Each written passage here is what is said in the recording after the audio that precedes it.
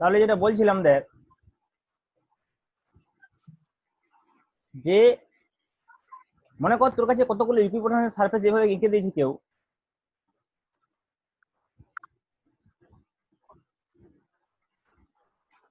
এটা দেখে তুই নিশ্চয়ই বুঝতে পারবি যে ইলেকট্রিক ফিল্ডের অভিমুখ কিরকম। কোন দিকে হবে ইলেকট্রিক ফিল্ডের অভিমুখ? লেফট থেকে রাইট সাইডের দিকে নিশ্চয়ই। বাম থেকে ডান দিকে। তার কারণ আমরা একটু আগে দেখলাম যে ইকুইপোটেনশিয়াল সারফেস গুলো সবসময় ঘন সন্নিবিষ্ট হয় সেই দিকে যেদিকে লো ইলেকট্রিক ফিল্ড, আর ফাঁকা ফাঁকা হয় সেদিকে যেদিকে হাই ইলেকট্রিক ফিল্ড। আর ইলেকট্রিক ফিল্ডের অভিমুখ কোন দিকে হবে? লো ইলেকট্রিক ফিল্ড থেকে হাই ইলেকট্রিক ফিল্ড দিকে। তাহলে এটা দেখে আমরা ইলেকট্রিক ফিল্ডের অভিমুখ নির্ণয় করতে পারছি। এবং এটা সবসময় প্লেন সারফেস থাকতে পারে তার কোনো মানে নেই, এরকম সারফেস থাকতে পারে, কার্ভ সারফেস থাকতে পারে। এটা মনে করো একটা ইকুইপোটেনশিয়াল সারফেস হলো, তখন এরকম ভাবে দেখাবে। এবং পোটেনশিয়ালটা কিন্তু যত আমি ইনক্রিজ করছি এটাও কমছে। তার কারণ কি? তার কারণ হচ্ছে যে পোটেনশিয়ালটা তো হাই পোটেনশিয়াল থেকে লো পোটেনশিয়াল দিকে যাচ্ছে। ক্লিয়ার? নেক্সট এবারে আমরা দেখবো যে এই ইকুইপোটেনশিয়াল সারফেসগুলোর আকৃতি কখন কি রকম হবে। ইকুইপোটেনশিয়াল সারফেস কখন স্ফিয়ার হবে, সেটা স্ফিয়ারের তল হবে, কখনো সেটা প্লেন হবে, ঠিক আছে? তো কখনো সেটা কি রকম হবে সেটা আমরা দেখবো। তাহলে আমরা নেক্সট টপিকস এবং এই চ্যাপ্টারের লাস্ট টপিকস যেটা আমরা পড়বো সেটা হচ্ছে ড্রয়িং অফ ইকুইপোটেনশিয়াল সারফেস বা সমবিভব তল অঙ্কন। খুব ইম্পর্টেন্ট, পরীক্ষায় পড়ে।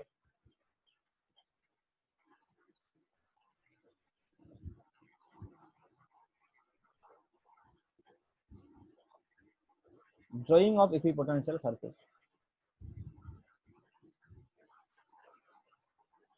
একবার একবার কি কেটে যাচ্ছে কারা? না তো। আচ্ছা ঠিক আছে, ড্রয়িং অফ ইকুইপোটেনশিয়াল সারফেস সমবিভব তল অঙ্কন।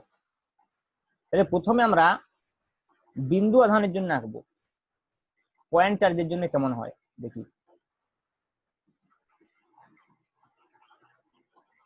বিন্দু আধানের জন্য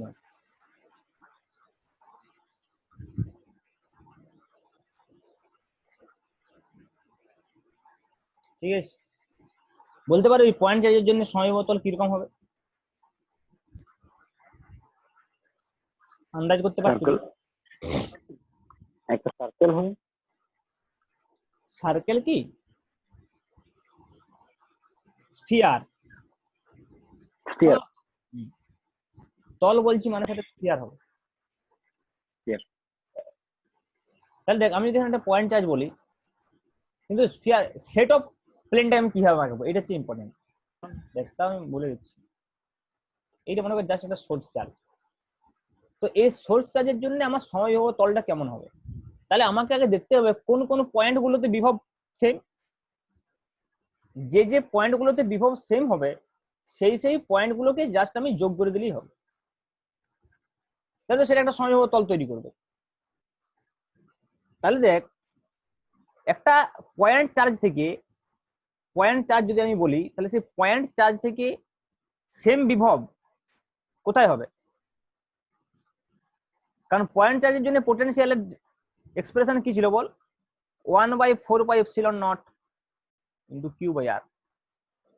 এটি ছিল এক্সপ্রেশন 1/4πε0 কিউ বাই আর। তাহলে দেখ এখানে শুধু ভিটা কার উপর ডিপেন্ড করছে? অনলি আর এর উপরে। তার মানে আরটা যদি কনস্ট্যান্ট হয়ে যায় ভি কনস্ট্যান্ট হয়ে যাবে।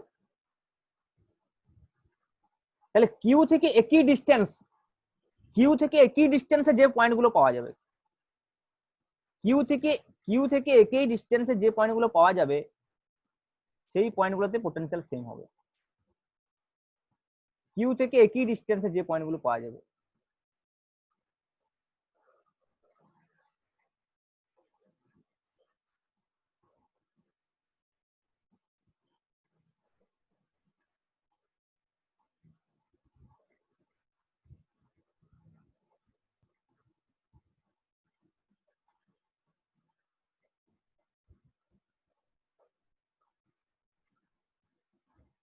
ঠিক আছে, কিউ থেকে সেম ডিস্টেন্সে যে পয়েন্টগুলো পাওয়া যাবে।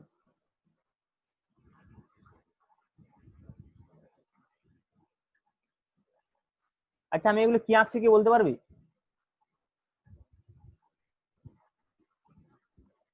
বলরেখা। হুম, তড়িৎ বলরেখা। হুম। তাছাড়া এটা আরেকটা কি কাজে লাগাবো, ডিস্টেন্স গুলো দেখবো কোথায় সেম এখান থেকে, তাই তো? যে দেখুন এই যতগুলো আমি এরো চিহ্ন এঁকেছি বা যতগুলো লাইন এঁকেছি সব লাইনগুলোর দৈর্ঘ্য যদি সমান হয়, সব লাইনগুলোর দৈর্ঘ্য যদি সমান হয় তাহলে এই পয়েন্টগুলোতে কি হবে, পোটেনশিয়াল সেম হবে তো? হুম। কারণ আর কনস্ট্যান্ট আছে, দৈর্ঘ্যগুলো যদি সমান হয়। বুঝতে পারছি? এরকম আর অসংখ্য লাইন আঁকা যাবে এই দুটো পয়েন্টের মধ্যে, যেগুলো সেম হবে, আঁকা যাবে তো? তাহলে দেখ এই সব পয়েন্টগুলোতে কি হবে, পোটেনশিয়াল সেম হবে, হবে তো? প্রত্যেকটা পয়েন্টে পোটেনশিয়াল সেম হবে, কারণ কি এগুলো সেম ডিস্টেন্সে আছে। তাহলে এটা যদি আমি এমনিতে স্বাভাবিকভাবে বলি 15 জুল সার্কেলের মতো লাগছে, কিন্তু আসলে কি এটা সার্কেল হবে?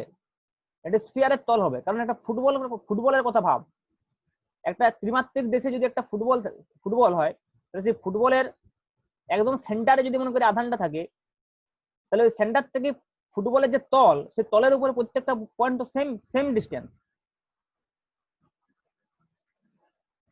তার মানে কি ওই ফুটবলের পুরো তলটা ইকুইপোটেনশিয়াল সারফেস, যদি আধানটা সেন্টারে থাকে তবে। তাহলে সেন্টারে কি আধান থাকে, বিন্দু আধান, একটা পয়েন্ট চার্জ যদি থাকে, তাহলে সেই পয়েন্ট চার্জটা থেকে আমাদের সেম ডিস্টেন্স বিন্দুগুলো খুঁজে বের করা দরকার। তাহলে সেম ডিস্টেন্স যে বিন্দু সেগুলো হবে একটা স্ফিয়ারের তল। তাছাড়া দেখার অন্য কোনো কোনো এমন এমন কোনো তল আমাকে এঁকে দেখাতে পারবি নি যে তলের প্রত্যেকটা বিন্দু দূরত্ব কিউ থেকে সেম, একমাত্র স্ফেরিক্যাল সারফেস ছাড়া, যেখানে সেই স্ফিয়ারের সেন্টারে কিউটা থাকবে। তার মানে আমি বুঝতেই পারছি যে একটা বিন্দু আধানের জন্য যদি কোনো সমবিবাহু তল তৈরি হয় তাহলে সেটা অবশ্যই স্ফিয়ার, এটা একটা সমবিবাহু তল হতে পারে। কারণ দেখ এই ডিস্টেন্স গুলো সেম সেম ডিস্টেন্সের পয়েন্ট, সব পয়েন্টগুলোর উপর পোটেনশিয়াল সেম। এটা দ্বিমাত্রিক দেশে এরকম প্রজেকশন ভিউটা আমি দেখছি বলে এটা সার্কেল দেখাচ্ছে, কিন্তু আসলে এটা কি স্ফিয়ার। কিন্তু কোশ্চেনটা হচ্ছে এবার যদি আবার আমি কতগুলো সমবিবাহু তল অঙ্কন করি, মানে কনসেন্ট্রিক স্ফিয়ার হবে, একটা একটা স্ফিয়ারে কি হবে, শুধুমাত্র কনসেন্ট্রিক যতগুলো খুশি স্ফিয়ার নেওয়া যেতে পারে, এক কেন্দ্রীয় যতগুলো স্ফিয়ার আমি ড্র করতে পারবো সবগুলোই হবে সমবিবাহু তল। এক কেন্দ্রিক স্ফিয়ার মানে বুঝিস তো, কনসেন্ট্রিক স্ফিয়ার। তাহলে সেই কনসেন্ট্রিক স্ফিয়ার গুলো কেমন হবে বলতে পারবি কেউ? যত দূরে যাবে স্ফিয়ার গুলোর মধ্যে ডিস্টেন্স বাড়বে না কমবে? বাড়বে। বাড়বে, বাড়বে, আমি আগেই বলে দিয়েছি। তার মানে সামনে একদম যদি প্রথমে আমি একটা স্ফিয়ার অঙ্কন করি ইনিশিয়ালি, এটাও একটা অবশ্যই সমবিবাহু তল, এর পরের সমবিবাহু তলটা আরো কাছে থাকবে, কাছে থাকবে, তারপরের সমবিবাহু তলটা আরেকটু দূরে থাকবে, তারপরের সমবিবাহু আরো দূরে থাকবে, তারপরের সমবিবাহু তলটা আরো দূরে থাকবে।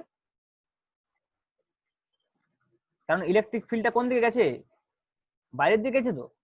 তাহলে কি হবে, প্রথম দিকে কি হবে, যেখানে ইলেকট্রিক ফিল্ড বেশি সেখানে ঘন সন্নিবিষ্ট হবে ইকুইপোটেনশিয়াল সারফেস গুলো, যত দূরে যাবে তত কি হবে, তত ফাঁকা ফাঁকা হবে।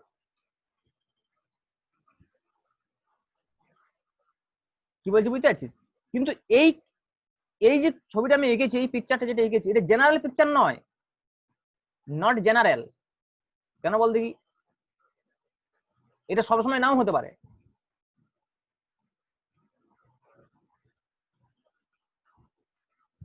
তার কারণ হচ্ছে যে ওখানে আমি কি বলে দিয়েছিলাম আগের কন্ডিশনটাতে, যে দুটো সারফেসের মধ্যে পোটেনশিয়াল ডিফারেন্স সেম থাকবে, ডিভি সেম থাকতে হবে, তবে তো এই প্রপোর্শনাল টু 1/dr। মনে কর আমার যদি এটা 50, এটা 40, এটা 30, এটা 20, এটা 10 তবে হবে 10, 20, 30, 40, 50 তবে সম্ভব, তবে 10 10 করে ডিফারেন্স হচ্ছে, ডিভিটা সেম থাকছে। কিন্তু মনে কর কেউ যদি এগুলো সেম না, একই রকম পার্থক্য না লিখে, বাইরে গেলে কমবে বুঝতে পারছি, কিন্তু একই ডিস্টেন্সের জন্য একই হারে তো নাও কমতে পারে।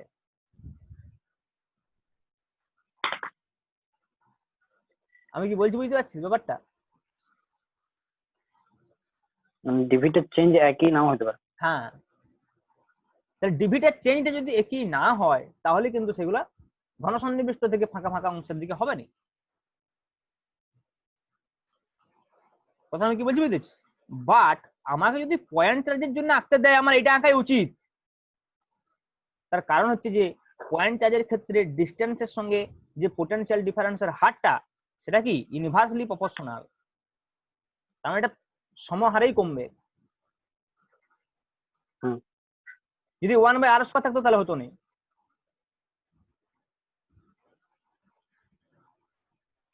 একই ডিস্টেন্সে যদি ডিআরটা দেখ, ডিআরটা যেহেতু আমার কনস্ট্যান্ট, ডিভিডে ডিআর বাড়লে যেহেতু ইলেকট্রিক ফিল্ডটা কমছে, তুই মনে কর, তোকে আমি সিম্পল একটা এক্সাম্পল দিচ্ছি। তুই মনে কর কোনো একটা কোয়ান্টিটি এক্স যদি প্রপোর্শনাল টু আর হয়, তাহলে তুই দেখ এক্স যদি প্রপোর্শনাল টু আর হয় তাহলে এক্স এর যে বৃদ্ধির হারটা আর এর সঙ্গে সমানুপাতে হচ্ছে না? তাহলে এইখানে এক্স এর বৃদ্ধির হারটা ব্যস্তানুপাতে হচ্ছে, কিন্তু দেখ আর এর পাওয়ারটা 1 আছে। তো কি বলছি বুঝতে পারলি? হ্যালো, আচ্ছা ঠিক আছে, আমরা একটা এক্সাম্পল নিয়ে দেখে নিই, তাহলে ক্লিয়ার হয়ে যাবে। আমি একটা এক্সাম্পল নিয়ে দেখে নিচ্ছি। দেখ আমার এখানে মনে কর ভি প্রপোর্শনাল টু 1/r, তো কারণ পয়েন্ট চার্জ আছে। তাহলে যদি ভি প্রপোর্শনাল টু 1/r হয়, তাহলে আমি মনে কর দুটো দুটো ডিস্টেন্স ধরছি, ঠিক আছে? তো একটা মনে কর আমি আর ইকুয়ালস টু 2 মিটার ডিস্টেন্সে এঁকেছি, আরেকটা মনে কর আর সমান 3 মিটার ডিস্টেন্সে লিখছি, আরেকটা মনে কর আর সমান 4 মিটার ডিস্টেন্সে করছি, আরেকটা মনে কর আর সমান 5 মিটার ডিস্টেন্সে করছি। তাহলে বল এইখানে ভি কত হবে? k/2, কে একটা কনস্ট্যান্ট ধরে নিলাম। এইখানে ভি কত? k/3। এখানে ভি কত? k/4। এখানে ভি কত? k/5। তাহলে তুই মনে কর এই দুটোর মধ্যে এটা v1 v2 কর, v1 v2 v3 v4, এই দুটোর মধ্যে মনে কর আমি v1 মাইনাস v2 বের করছি। v1 মাইনাস v2 কত হবে বল?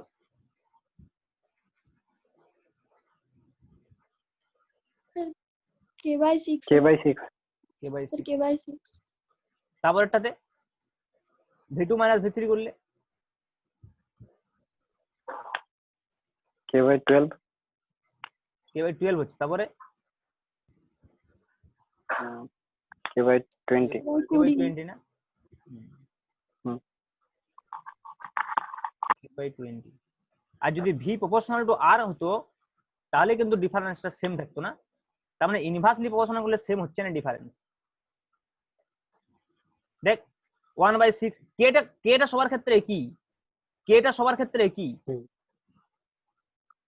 কারণ এটা 1/4πε0 ইন্টু কিউ আমরা জানি, কিউটা যেহেতু সেম, তাহলে কেটা সমান, বাট এই নিচের লসাগুটা পাল্টে যাচ্ছে যখন তুই 2 3 4 5 করে যাচ্ছিস। আচ্ছা এইটা কি কোনোভাবে অ্যাডজাস্ট করা যেতে পারে? দেখ তো, সাপোজ মনে কর একটা হয়েছে আবার কত k/6 k/12 k/20, এটা অ্যাডজাস্ট কোনোভাবে কি হতে পারে? হ্যাঁ, অ্যাডজাস্ট হয়ে যেতে পারে।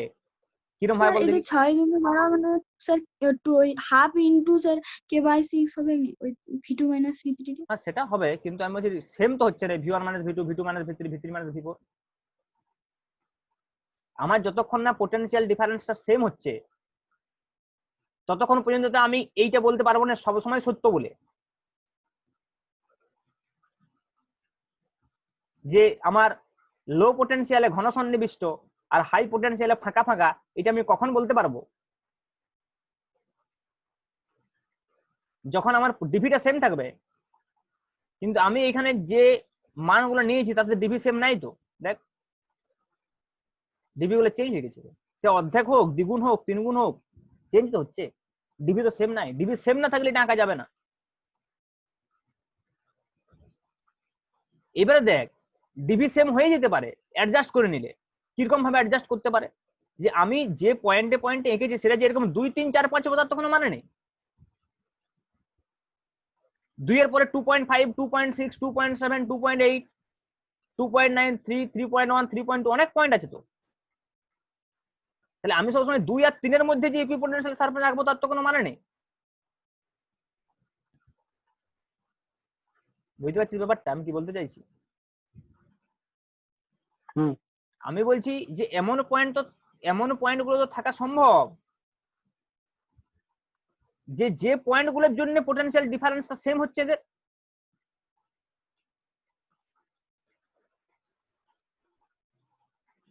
এটা 30, এটা 20, এটা 10, নিশ্চয়ই এমন পয়েন্ট তো থাকা সম্ভব না? সম্ভব নয়, কি মনে হচ্ছে তোর দেখে? যে একটা সম্ভব জায়গায় সম্ভব অবশ্যই সম্ভব, কারণ ইনফাইনাইট নাম্বার অফ পয়েন্ট আছে তো।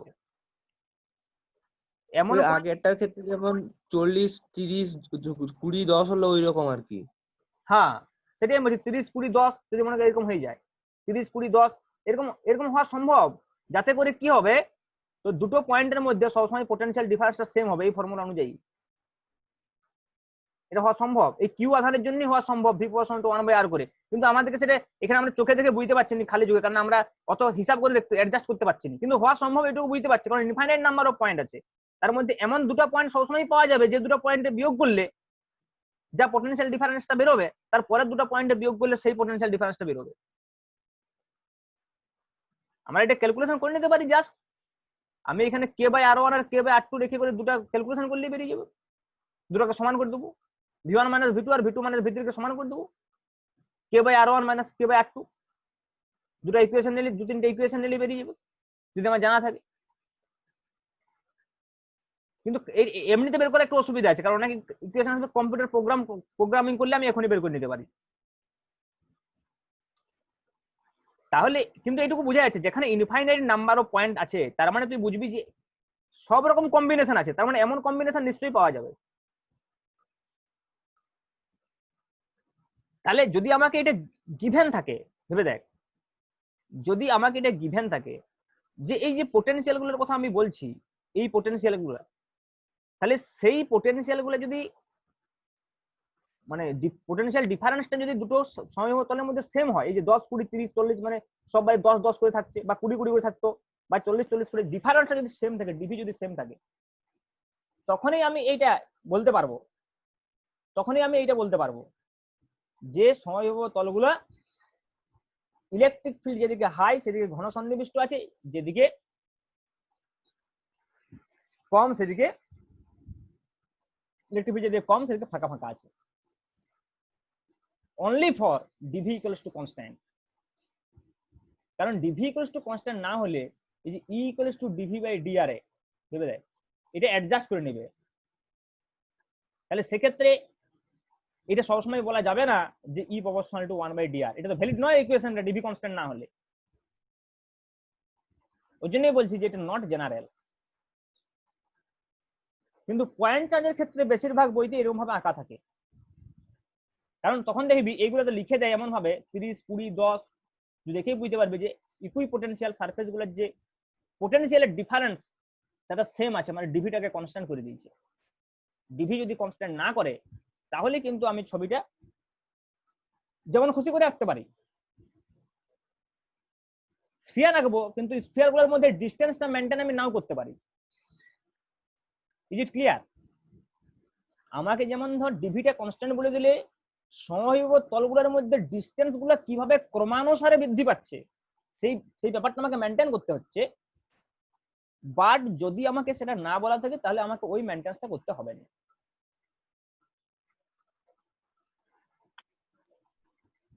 কি বলছি বুঝতে পারছিস ব্যাপারটা? এবং সেক্ষেত্রে বুঝতেই পারছি বিশেষ কোনো আমার সমবাহু তলগুলোতে মেন সমবাহু তলগুলোর যে মেন কাজ যেটা ইলেকট্রিক ফিল্ডের ডিরেকশনকে নির্দেশ করছিল সেটা করবে না। তার মানে this figure is more significant. ওই জন্য এই ফিগারটাই সমস্ত বইতে আঁকা থাকে।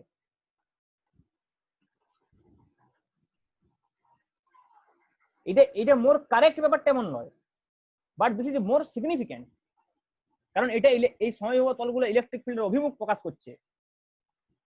আর অন্য ক্ষেত্রে আমি হেফাজত দিয়ে যেখানে খুশি একটা করে যদি স্ফিয়ার রেখে দিই, তাহলে সেটা কোনো ইলেকট্রিক ফিল্ডের অভিমুখকে সিগনিফিক্যান্ট করতে পারছি আমি। বাট ছবিটা ভুল নয়, কারণ প্রত্যেকের সমবাহু তল, তাদের মধ্যে ডিস্টেন্স মেনটেন নাও হতে পারে যদি পোটেনশিয়াল ডিফারেন্স গুলো হেফাজতলি চেঞ্জ হয়। ব্যাপারটা ক্লিয়ার হলো কি? তাহলে এটা হচ্ছে বিন্দু আধানের জন্য। এইবার আমরা যেটা করতে চাইছি সেটা হচ্ছে যে সুষম যদি তড়িৎ ক্ষেত্র হয়, সুষম তড়িৎ ক্ষেত্র, তাহলে সেই সুষম তড়িৎ ক্ষেত্রে সমবাহু তল কেমন হবে? সুষম তড়িৎ ক্ষেত্রের সমবাহু তল। তাহলে একটা জিনিস কি তুই বুঝতে পারলি যে সমবাহু তলগুলো অঙ্কন করার সময় আমাকে তড়িৎ বলরেখাগুলোর উপর কনসেন্ট্রেট করতে হচ্ছে, এবং সেটা যদি আমি করতে পারি তাহলে আমি সমবাহু তলটা খুব সহজে আন্দাজ করতে পারছি কি রকম হবে। সমবাহু তলটা আমি আন্দাজ করতে পারছি কি রকম হবে। ইলেকট্রিক ফিল্ড লাইন্স গুলো যদি এবার আমি বুঝে নিতে পারি, যেমন ওখানে পয়েন্ট চার্জের জন্য ইলেকট্রিক ফিল্ড লাইন্স গুলো যখন বুঝে নিলাম যে একটা পয়েন্ট থেকে বিভিন্ন দিকে আউটওয়ার্ডস হচ্ছে, তারপরে আমি বুঝে নিলাম যে কোথায় কোথায় পোটেনশিয়াল সেম, সেই সেম পোটেনশিয়াল পয়েন্ট গুলোকে যোগ করে দিলে জাস্ট হয়ে যাচ্ছে। তার একটা সুষম তড়িৎ ক্ষেত্র আছে, তার মানে সেখানে বুঝতে পারছিস যে প্যারালাল লাইন হবে।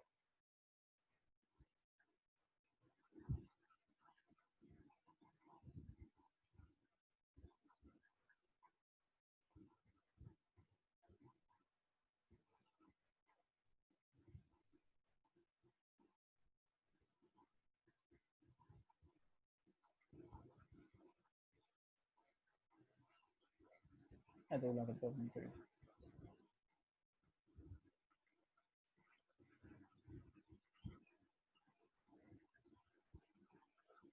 ঠিক আছে। আচ্ছা এইবার আমাকে বল যে এটা তো ইলেকট্রিক ফিল্ডের অভিমুখ, এটা ইলেকট্রিক ফিল্ডের অভিমুখ, তাহলে আমি যদি মনে করি এখানে সমবাহু তলগুলো অঙ্কন করি কেমন হবে? যেখানে যেখানে ইলেকট্রিক ফিল্ড সেম আছে সেখানে সেখানে পোটেনশিয়াল সেম থাকবে। ভেবে দেখ, এটা সুষম তড়িৎ ক্ষেত্র, তাহলে সুষম তড়িৎ ক্ষেত্র দেখ, সুষম তড়িৎ ক্ষেত্রের প্রত্যেকটা বিন্দুতে, সুষম তড়িৎ ক্ষেত্রের প্রত্যেকটা বিন্দুতে ইলেকট্রিক ফিল্ড সমান, তাই তো? প্রত্যেকটা বিন্দুতে ইলেকট্রিক ফিল্ড সমান, কিন্তু প্রত্যেকটা বিন্দুতে পোটেনশিয়াল কি সমান? না, পোটেনশিয়াল সমান নয়। কেন? ইলেকট্রিক ফিল্ডের অভিমুখটা আছে লেফট থেকে রাইট সাইডের দিকে, তাহলে পোটেনশিয়াল কোন দিকে হবে? এদিকটা হবে হাই পোটেনশিয়াল, এদিকটা হবে লো পোটেনশিয়াল। কিন্তু ইলেকট্রিক ফিল্ড ইন্টেন্সিটি সব জায়গায় সমান আবার এখানে, কারণ সুষম তড়িৎ ক্ষেত্র। তাই যদি হয় তাহলে হাই এই যে কোনো পয়েন্টে, মানে এর সঙ্গে যদি মনে করো আমি একটা এই যে লাইনটা গেছে এই লাইনটার সঙ্গে যদি আমি একটা ক্রস সেকশন নিই, ক্রস সেকশন, তার মানে সেটা একটা প্লেন, ক্রস সেকশনাল প্লেন আমি বলতে চাইছি।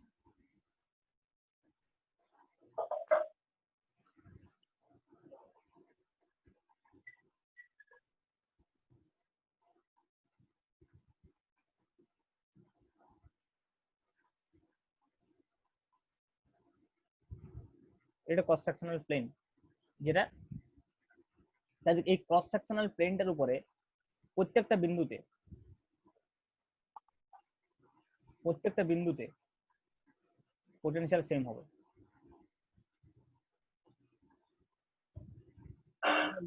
কারণ ধর আমি যদি এখানে সোর্স চার্জের কথা ভাবি, তাহলে সোর্স চার্জ থেকে একটা পার্টিকুলার সেম ডিস্টেন্স পয়েন্ট এখানে কোনগুলো হবে? এই প্লেনটার উপরে।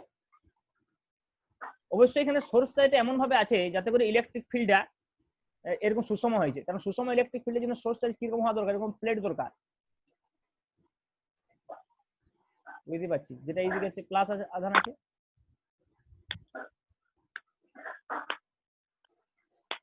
এবং একটা প্লেট দিয়ে আমি একটা সুষম ইলেকট্রিক ফিল্ড তৈরি করতে পারি। এদিকে মাইনাস আছে।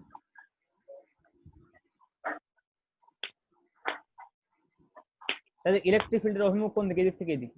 তার মানে এই যে সোর্সটা থেকে, এই সোর্স চার্জ থেকে এই পজিটিভ চার্জটাকে সোর্স চার্জ হিসেবে ধরা হবে হাই পটেনশিয়াল লো পটেনশিয়ালের ক্ষেত্রে। তাহলে এইখান থেকে তুই বুঝতে পারছিস যে সেম ডিস্টেন্সের পয়েন্ট কোনগুলো হবে। এই প্লেনটার উপরে সব পয়েন্টগুলো সেম ডিস্টেন্সের পয়েন্ট হবে। একটা প্লেনের উপরে লম্বভাবে যদি একটা প্লেন অঙ্কন করি, তাহলে সেই প্লেনটার উপর প্রত্যেকটা বিন্দুতে পোটেনশিয়াল সেম হবে। তার মানে এই প্লেনটা হচ্ছে ভি ইকুয়ালস টু কনস্ট্যান্ট। কিন্তু পয়েন্ট চার্জের ক্ষেত্রে সেই কনস্ট্যান্ট জায়গাটা কোনটা ছিল, একটা স্ফিয়ার হচ্ছিল। ব্যাপারটা কি বলছি বুঝতে পারছিস? হ্যালো, হ্যাঁ স্যার। হ্যাঁ স্যার। তাহলে দেখ এরপরে নেক্সট যে প্লেনটা কোথায় অবস্থিত হবে বল দেখি। সেম ডিস্টেন্সে অবস্থিত হবে নাকি দূরে অবস্থিত হবে?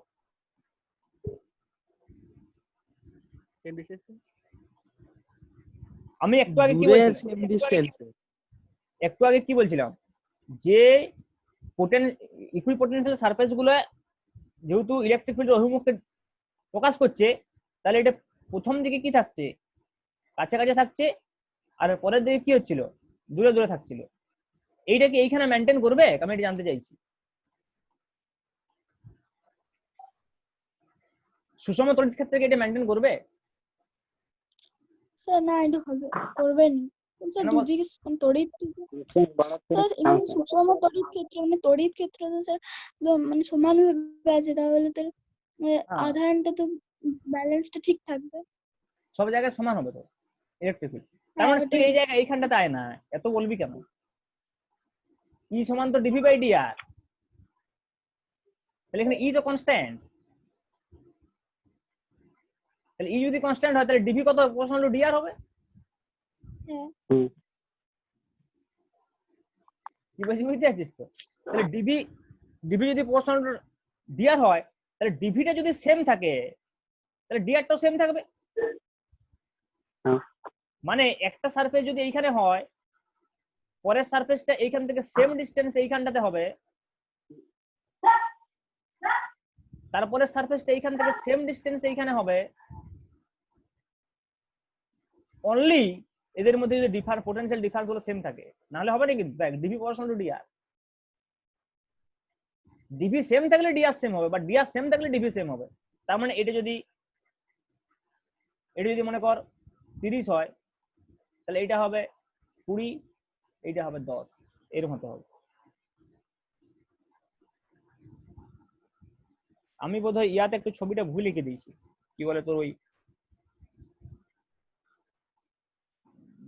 যেখানে তোর ওই পিডিএফটা আছে, পিডিএফে দেখবি এই লেফট সাইড থেকে 10 20 30 করা আছে, এটা ঠিক করে নিবি তো। 30 20 10 হবে লেফট থেকে রাইটে, বুঝতে পারছিস? এদিকটা হাই পোটেনশিয়াল, এটা লো পোটেনশিয়াল।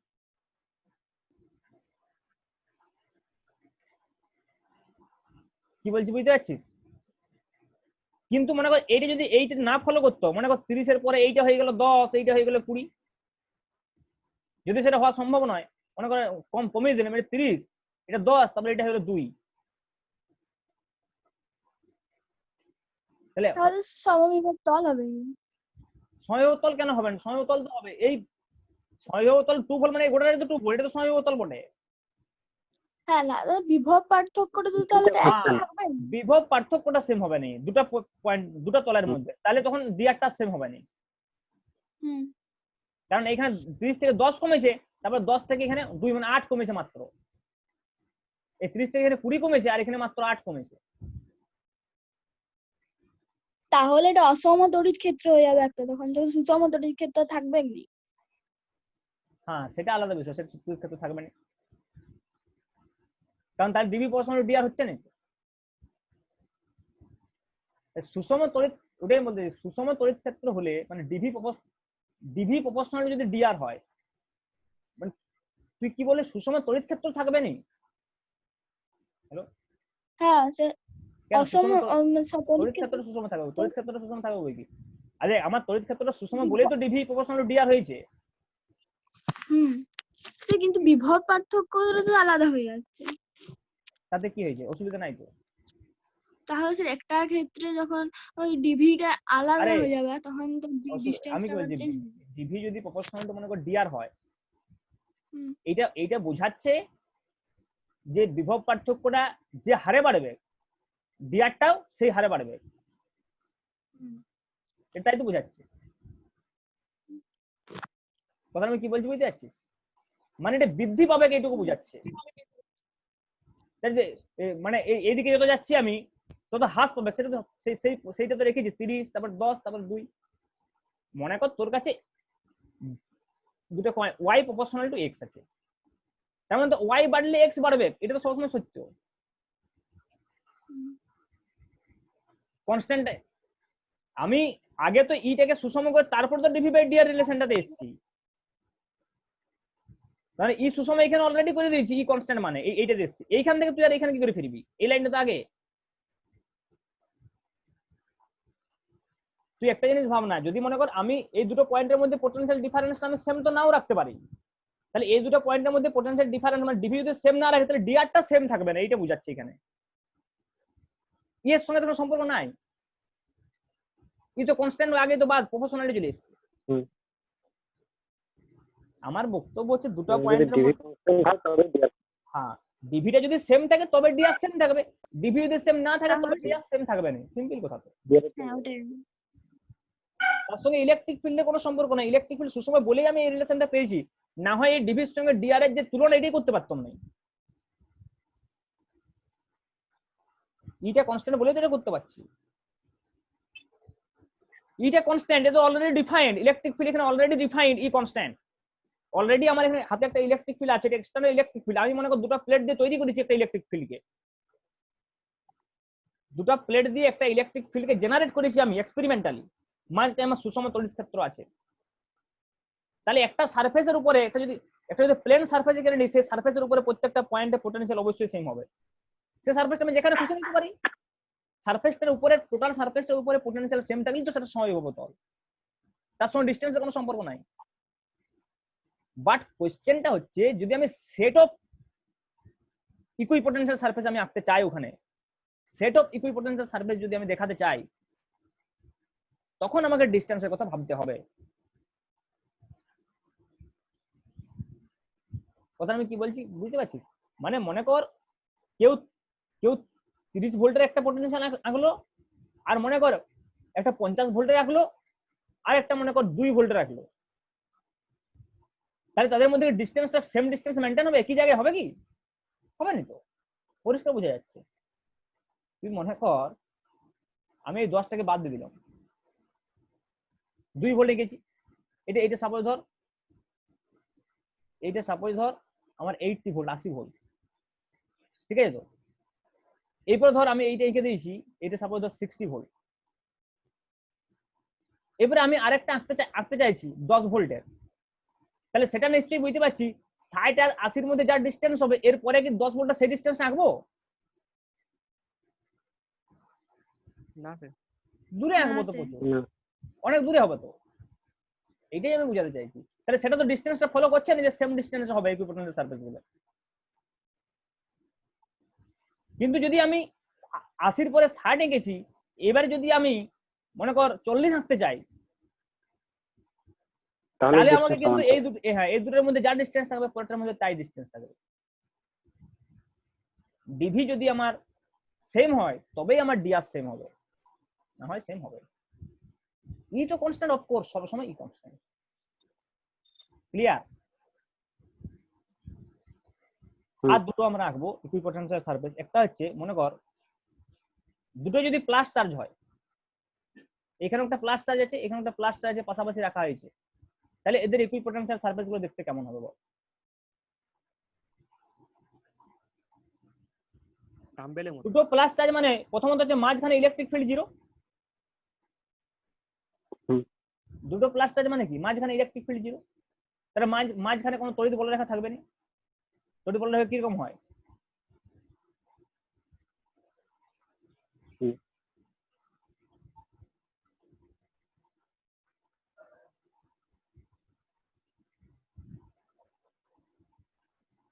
তাহলে ইলেকট্রিক ফিল্ড কোন দিকে দুর্বল? ভেতরের দিকে দুর্বল, হুম। তাহলে ইকুইপোটেনশিয়াল সারফেস গুলো ভেতরের দিকে ফাঁকা ফাঁকা হবে, বাইরের দিকে ঘন সন্নিবিষ্ট হবে। যেদিকে ইলেকট্রিক ফিল্ড হবে। শক্তিশালী সেদিকে তো ঘন সন্নিবিষ্ট হয়, তাই তো তখন বললাম। তার মানে ইকুইপোটেনশিয়াল সারফেস গুলো এইরকম হবে।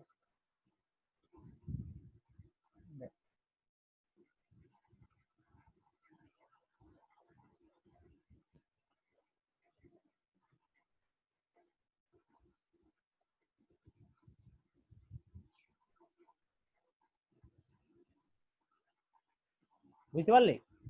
দেখ এইদিকে কি হয়েছে, ইকুইপোটেনশিয়াল সারফেস গুলো ক্রমশ দূরত্ব বেড়েছে। কেন? কারণ এদিকে ইলেকট্রিক ফিল্ড কম আছে, আর ইলেকট্রিক ফিল্ড লেফট সাইডে কি বেশি আছে, নালিফাই হয়নি কেউ। তার মানে কি এইদিকে ঘন সন্নিবিষ্ট হবে। কিন্তু এইখানে যেহেতু কোনো এরপরে কি হবে, আর এখানে কোনো ইকুইপোটেনশিয়াল সারফেস পাওয়া যাবে না, কারণ ফিল্ডেই তো না, পোটেনশিয়াল কি করে থাকবে। তাহলে আস্তে আস্তে করে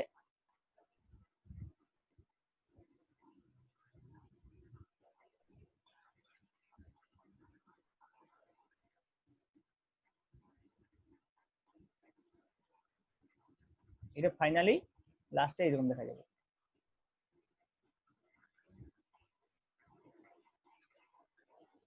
এটা ফাইনালি পাওয়া যাবে। এদিকে আস্তে আস্তে দূরত্ব বাড়তে বাড়তে বাড়তে বাড়তে অনেক বেড়ে গেছে। এইবারে দেখ, যদি মনে কর একটা প্লাস একটা মাইনাস হয়,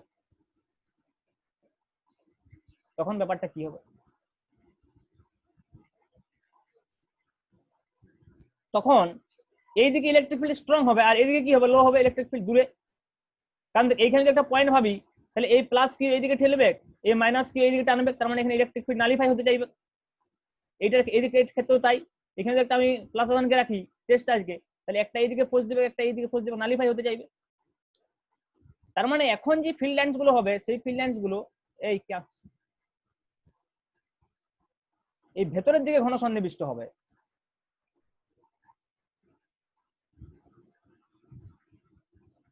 এইরকম হবে ইকুইপোটেনশিয়াল সারফেস গুলো।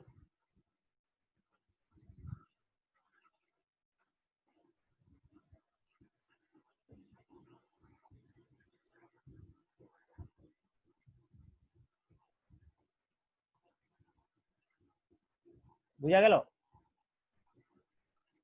এটা কি, এটা ডাইপোল, খুব ইম্পর্টেন্ট। দেখ plus Q R minus Q আছে, এদের ফিল্ড লাইন্স গুলো কিরকম হয়।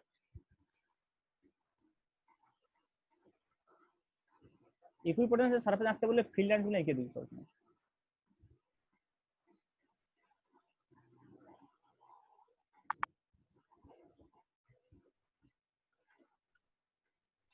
বুঝা গেল?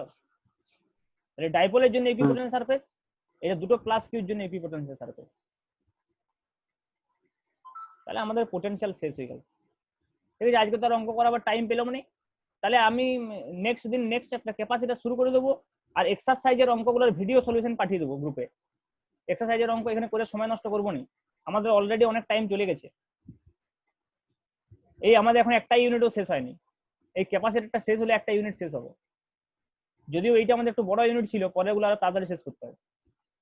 নেক্সট দিন আমি ক্যাপাসিটি শুরু করে দেবো, বাট এই উইকের মধ্যে আমি পোটেনশিয়ালের ভিডিও সলিউশন গুলো পাঠানোর চেষ্টা করবো। বাড়িতে নিজেরা এক্সারসাইজের অঙ্কগুলো করবি, আটকালে ভিডিও সলিউশনটা দেখবি, দিয়ে করে নিবি। ঠিক আছে, এক্সারসাইজটা তোদের নিজেদের দায়িত্ব, তাও আমি ভিডিও সলিউশন পাঠিয়ে দেবো।